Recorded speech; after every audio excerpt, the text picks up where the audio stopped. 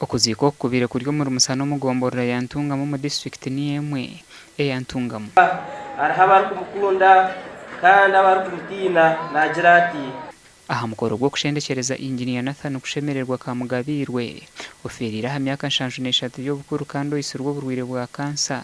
gwetabirwa umwe kuyanja yabebembeza hamwe n'Abatuura okorwa mbicwe kabitari umwe na bimwe ombigambo koraze ugande kigambo wasa kushoboza kigambo obano mayongwire ekiru kuruka bitwe nashoboza kigambo echo impact yacho neya chaza kuzaruka muki chaza kurwa muki kora norebwe kigambo echo waza kushoboza nikija kusisi na ryawe nikija kuteganisa abantu jurota kirichi jore cyo bukama Orumuko mugenzi asimira ubwiro bw'amazire niba kandi asimira umushija we okwebembeza amazi mu bushwere bwabo kandi hari no mudoba principle no mushija yakutandika kintu tarakora shode waka nana ina muri cyumba kibe kizomuteka bwacu ya ati bayananga one time arhomba nanga bakaba tabwira nembo gusa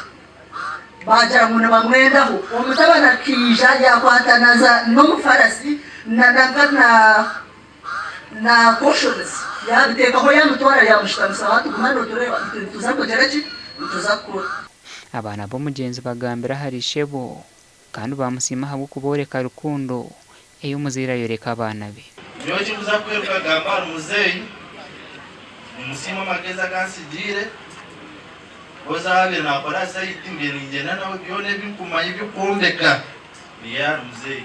jowe ni musima agendeke akatoreka rukundo yakunda twena nk'abana be tarashoshuye twena katwinganisiza bageza aho batushomesa namwe kiyushaho mukama amuhereze cyumuro kirungi kandi agumye mama amuhereze amasiko ntukushoma ntukwika kandi ntuko abantu bomugasho abebembeza bashyira kuziko nabo basimira imirimo ya engineer kushemererwe yentunguka eyasigire yakora Ntungamo hamwe n'ihanga ryona